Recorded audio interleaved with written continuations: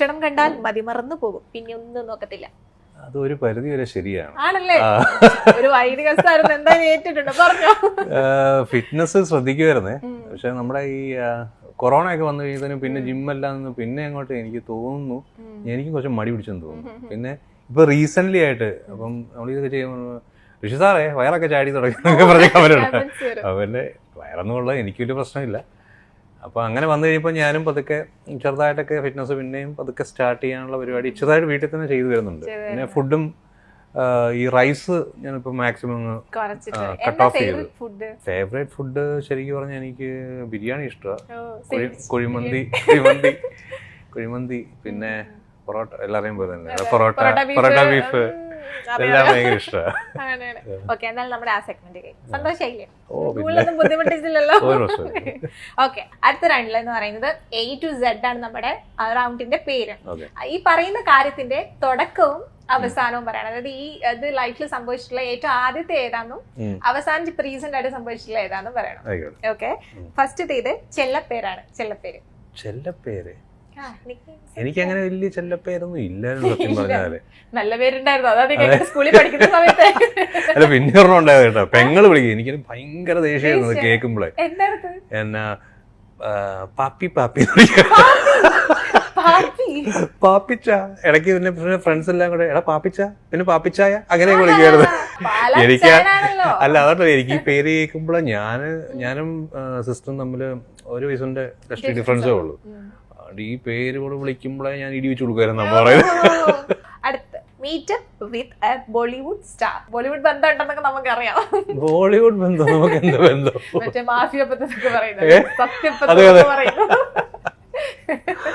ഒരു ബന്ധമില്ല ഇതുവരെ സത്യം പറഞ്ഞ ആരെയും കാണാൻ പറ്റിയിട്ടുണ്ടോ?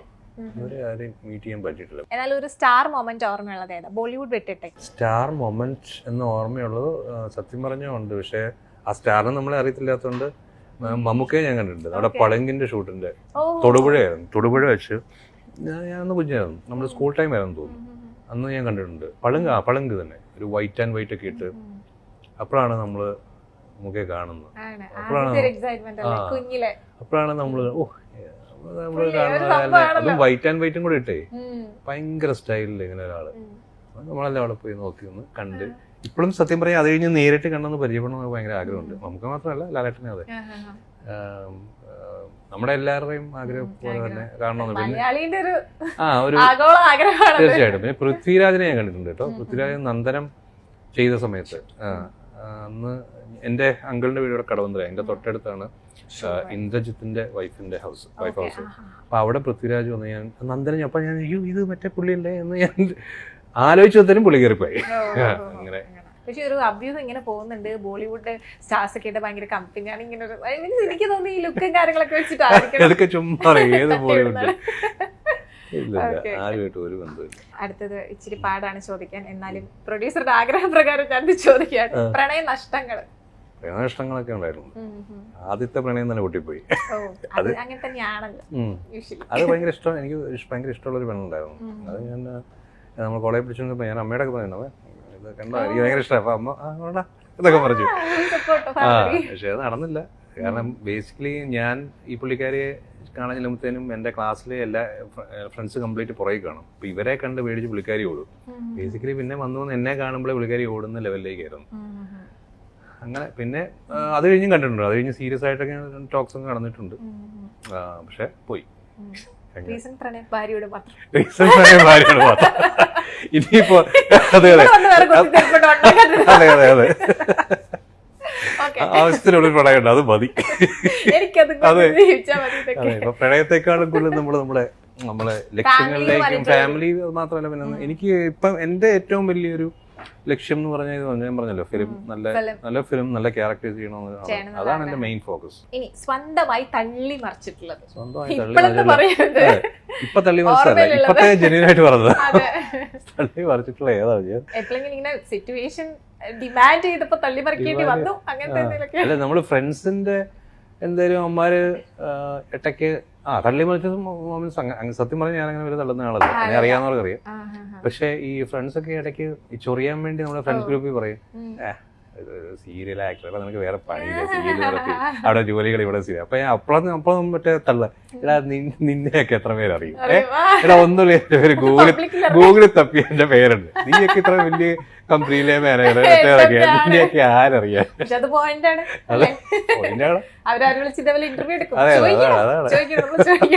അൻഷിതയുമായി സെറ്റിൽ വഴക്കുണ്ടാക്കിയത്? സെറ്റില് അങ്ങനെ വഴക്കൊന്നും ഉണ്ടായിട്ടില്ല, അല്ലാതെ തല്ലൊക്കെ കൂടിയിട്ടുണ്ട്, അല്ലാതെ അടിയൊക്കെ ഉണ്ടായിട്ടുണ്ട്.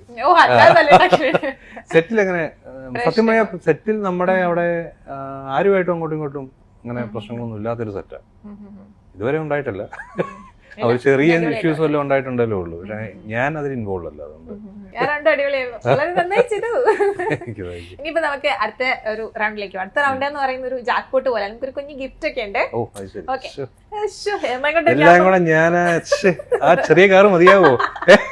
അവസാനം പോകുമ്പോ എന്നെ തല്ലാണ്ടിരുന്ന ഫൺ ആൻഡ് വിൻ എന്നാണ് ഇതിൻ്റെത്. ഇതിൽ 2 ക്വസ്റ്റ്യൻ ഉണ്ടാവും, ഒരു ടങ് ട്വിസ്റ്ററും ഒരു കുസൃതി ചോദ്യം. അപ്പൊ ഈ ടങ് ട്വിസ്റ്ററോ അല്ലെങ്കിൽ കുസൃതി ചോദ്യം ഏതെങ്കിലും ഒന്നിന് ആൻസർ പറയുകയാണെന്നുണ്ടെങ്കിൽ ഗിഫ്റ്റ് കിട്ടും. 2നും ഫെയിൽ ആവുകയാണെങ്കിൽ പിന്നെ പറയണല്ലോ, ഇങ്ങോട്ട് തന്നാ മതി. ഓക്കെ, പോവല്ലേ? എന്തൊരു എനർജി കുറവ് ഉണ്ടല്ലേ? ഫസ്റ്റത്തെ ടങ് ട്വിസ്റ്ററിലോട്ട് പോവാം. നാവുരുളി കേട്ടോ എന്ന് പറഞ്ഞു. നാവുരുളി. ഓക്കെ. രാമമൂർത്തിയുടെ മൂത്ത പുത്രൻ കൃഷ്ണമൂർത്തി. രാമമൂർത്തിയുടെ മൂത്ത പുത്രൻ കൃഷ്ണമൂർത്തി. രാമമൂർത്തിയുടെ മൂത്ത പുത്രൻ കൃഷ്ണമൂർത്തി. 3 പ്രാവശ്യം ഫാസ്റ്റ് ആയിട്ട്. രാമമൂർത്തിയുടെ മൂത്ത പുത്രൻ കൃഷ്ണമൂർത്തി. രാമമൂർത്തിയുടെ മൂത്ത പുത്രൻ കൃഷ്ണമൂർത്തി. രാമമൂർത്തിയുടെ മൂത്ത പുത്രൻ കൃഷ്ണമൂർത്തി. ഞാനേ ഇന്ന് തെറ്റിച്ചാണ് പറഞ്ഞോണ്ടിരുന്നത്. ക്വസ്റ്റ്യൻ ഇതാണ്. ഒരു ബക്കറ്റിൽ നിറയെ വെള്ളമുണ്ട്. ആ ബക്കറ്റിൽ 3 ഹോൾസ് ഉണ്ട്.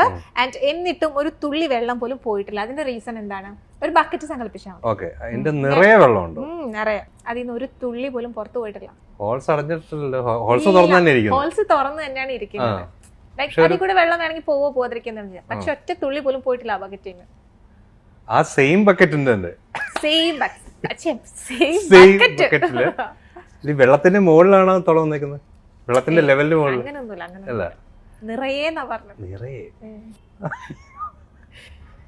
ഞാൻ ആദ്യം കണ്ടുപിടിക്കും ഈ ആൻസർ എന്ന് പറഞ്ഞിട്ട് വന്ന് മേലത്തെ ചിലപ്പോ തെറ്റിക്കും പറഞ്ഞു, ഇപ്പൊ നേരെ തിരിച്ചായി. ആ ബക്കറ്റിന്റെ ഹോൾസ് അതിന്റെ പിടിയില്ലായിരുന്നു. എന്റെ പൊന്നെ, അതൊന്നും അല്ല കേട്ടോ, അത്രയും ചിന്തിക്കണല്ലേ. ഇവിടെ പോയാൽ മതി. ഓക്കെ, ഞാൻ തോറ്റു. ഒന്നും കൂടി ഞാൻ സ്ട്രെസ് ചെയ്ത് പറയാം, അപ്പൊ എന്തായാലും കിട്ടും. എന്തായാലും തോറ്റ് സമ്മതിച്ചല്ലോ. ഒരു ബക്കറ്റിൽ നിറയെ വെള്ളമുണ്ട്.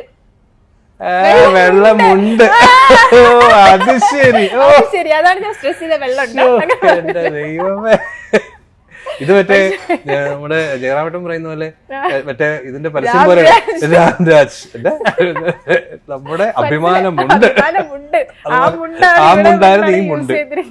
പക്ഷെ എന്തായാലും ആള് ഫസ്റ്റത്തെ ടങ് ട്വിസ്റ്റർ ശരിയാക്കിയതുകൊണ്ട് സമ്മാനമുണ്ട്. ലോറി വിളിക്കണോ? ലോറിയില്ല, തെറി വിളിക്കും, എനിക്ക് പറയാനുള്ളത്. എന്തായാലും വിളിക്കും. ഇതെന്നാ പൊറോട്ട ബീഫ് വേണം? അതെ, സർപ്രൈസ് പൊറോട്ട തുറന്നോക്കി. റഷി സാറിനൊക്കെ ഇഷ്ടമുള്ളൊരു സാധനം. അതെ, സൂപ്പർ. കിട്ടി. ഗിഫ്റ്റ് ഇഷ്ടപ്പെട്ടു. നുറുക്കിനോട് എന്തെങ്കിലും പ്രേമം? ടച്ചിങ് ആയിട്ട് യൂസ് ചെയ്യാം. ഓക്കെ, ഫേവറേറ്റ് ബ്രാൻഡ് അങ്ങനെയൊന്നുമില്ല, വിസ്കിയാണ് ഇഷ്ടം. അപ്പൊ എന്തായാലും അടിപൊളിയായിരുന്നു. ഗിഫ്റ്റ് ഒക്കെ ഇഷ്ടപ്പെട്ടില്ല? പിന്നെ ഞങ്ങൾ കഴിഞ്ഞ പ്രാവശ്യം കടലമുട്ടായി കൊടുത്തു. എന്തായാലും അതിനേക്കാളും ഞങ്ങൾ അതുകൊണ്ട് പ്രശ്നമില്ല. അടുത്ത ഫൺ അൺലിമിറ്റഡിന്റെ ലാസ്റ്റ് റൗണ്ട് ആണ്. ഈ റൗണ്ടിന് ഒരു പ്രത്യേകതയുണ്ട്, ഇത് കോൾ ഓൺ ഡിമാൻഡ്. ഓക്കെ, എല്ലാ കഥയിലും നായകന്മാർക്ക് നല്ല ശക്തരായ വില്ലന്മാരുണ്ടാകുമല്ലോ. ഇവിടെ ബിബിൻ ചേട്ടന്റെ ഒരു വില്ലൻ വന്നിട്ടുണ്ട്. എന്താ സർപ്രൈസ് ആയോ? ഷോ, അത് ഇങ്ങനെ ചോദിക്കണ്ടല്ലോ. എന്താ സർപ്രൈസ് ആയോ? അത് വേണ്ട, നമുക്ക് ഒന്നും കൂടി മോഡുലേഷൻ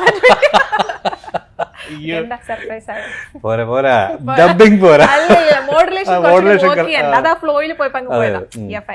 ആള് നേരിട്ടല്ല സംസാരിക്കുന്നത്, ഒരു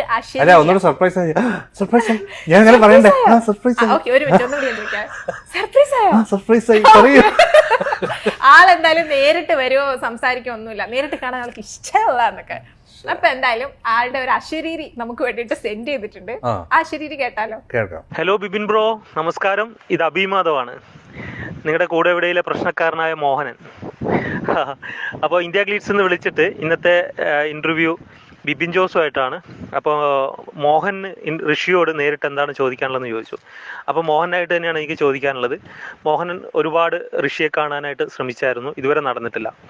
അപ്പോൾ ഇനി റാണിയമ്മയുടെ കൂട്ടുപിടിച്ചോ മറ്റോ നിങ്ങളുടെ കോളേജിൽ ഒരു അധ്യാപകനായിട്ട് മോഹനൻ വരുവാണെങ്കിൽ നിങ്ങൾ എങ്ങനെയായിരിക്കും പ്രതികരിക്കുക എന്ന് അറിഞ്ഞാൽ കൊള്ളാം. കാലെടുത്തോണ്ട് അടിച്ച് ഓടിക്കുന്നത്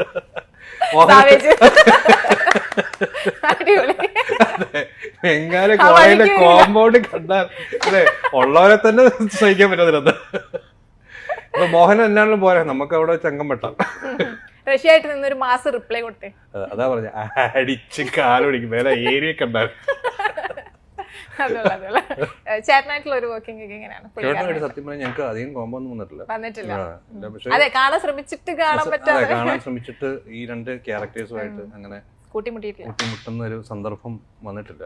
അതായത് നമ്മള് വേറെ സീൻസ് ഓർക്കണം, എനിക്കും വേറെ സീൻസ് അവിടെ വെച്ച് നമ്മൾ കണ്ടിട്ടുണ്ട്, പരിചയപ്പെട്ടിട്ടുണ്ട്. അങ്ങനെ ഞങ്ങൾ തമ്മിൽ ഇതുവരെ കോർത്തിട്ടില്ല, കോർക്കാൻ വേണ്ടി അതെ, ഇപ്പൊ വോയിസിലൂടെ ആണെന്നുണ്ടെങ്കിലും നടന്നല്ലോ. അത് മതി.